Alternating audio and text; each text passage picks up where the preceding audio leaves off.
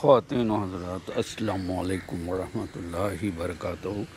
آج میج make T V آپ کے لیے ایک نئی کہانی لے کر آیا ہے۔ میج میک آپ سے مخاطب ہے۔ یہ آج کی کہانی بھی بریگیڈیئر بشیر ارائیں صاحب کی لکھی ہوئی ہے۔ وہ ان کی کہانی میری زبانی وہ لکھتے ہیں، اور کہانی کا عنوان ہے نوکری کرنے کی اجازت نہیں ہے۔ وہ لکھتے ہیں کہ پچھلے دنوں ایک دوست نے تجویز دی کہ نیشنل ہائی وے پر اسٹیل مل سے آگے گلشن حدید کے بعد بائیں جانب بہت غریب سی بستی ہے، ان کے لیے بھی کچھ کریں۔ ہم نے حسب توفیق کچھ راشن، بستر اور جوتے خریدے اور پوری ٹیم کے ساتھ اتوار کی صبح اس بستی جا پہنچے۔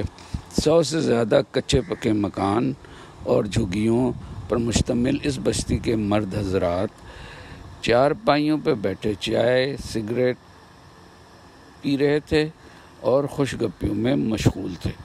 عورتیں اور نوجوان بچیاں ادھر ادھر بیٹھی تھیں۔ وہ سب ہماری ویگنوں پہ ایسے حملہ آور ہوئیں جیسے سامان ہم سے لیں گی نہیں بلکہ چھینیں گی۔ میں نے سوچا سامان بانٹنے سے پہلے ان سے بات کرنی چاہیے، ان کے مسائل پہ غور کرنا چاہیے اور ان سے ان کے مسائل پوچھ لینے چاہیے۔ مجھے خیال آیا کہ اگر ان لوگوں کا کام پہ لگایا جائے تو ان کی غربت بھی ختم ہو سکتی ہے اور اس بستی میں خوشحالی بھی نظر آنے لگے گی، کیونکہ ہر گھر میں 2-3 بچیاں اور اس طرح کے لڑکے اور مرد نظر آ رہے تھے۔ بریگیڈیئر صاحب لکھتے ہیں کہ میں عسکری 4 کراچی میں رہتا ہوں۔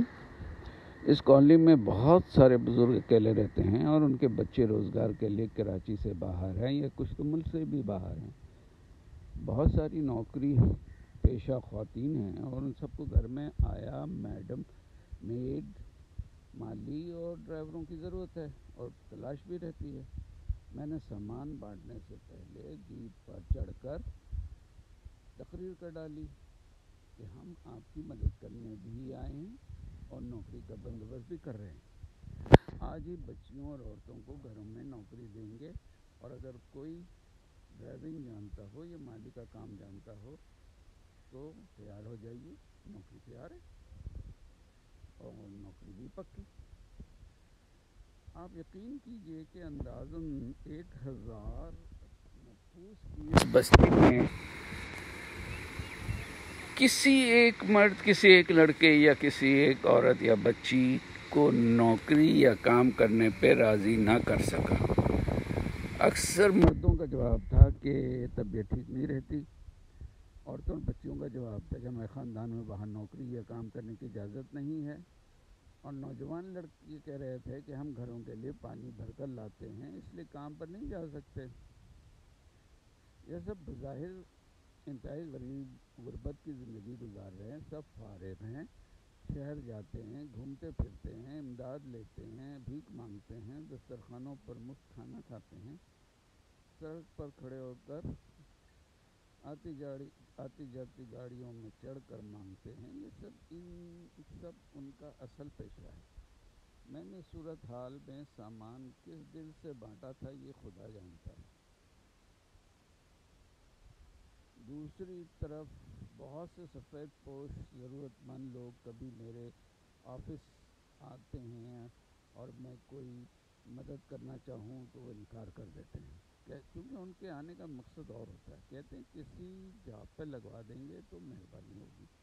ہمارے ارد گرد اصل ضرورت مند اور امداد کے حقدار یہی لوگ ہیں۔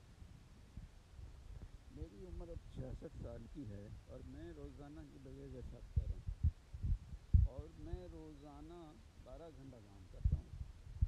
میرا بیٹا، بہو، بیٹی اور بیوی بھی کام کرتے ہیں۔ خدا رحم، سڑکوں، چوراہوں اور شاپنگ سینٹر کے باہر کھڑے پیشہ ور فقیروں کو ثواب اور جنت کے لالچ میں پیسے اور امداد دینا بند کریں، ورنہ ہمارے شہروں کے ارد گرد نکمے، کامچور اور ہڈ حرام لوگوں کی بستیوں کو تیزی سے پھیلنے سے کوئی نہیں روک سکتا۔ بیٹے صاحب لکھتے ہیں آخر میں کہتے ہیں میری اس گزارش کی سچائی 10 روز بعد رمضان میں سڑکوں پہ مزید واضح شکل میں نظر آنے والی ہے۔ بریگیڈیئر بشیر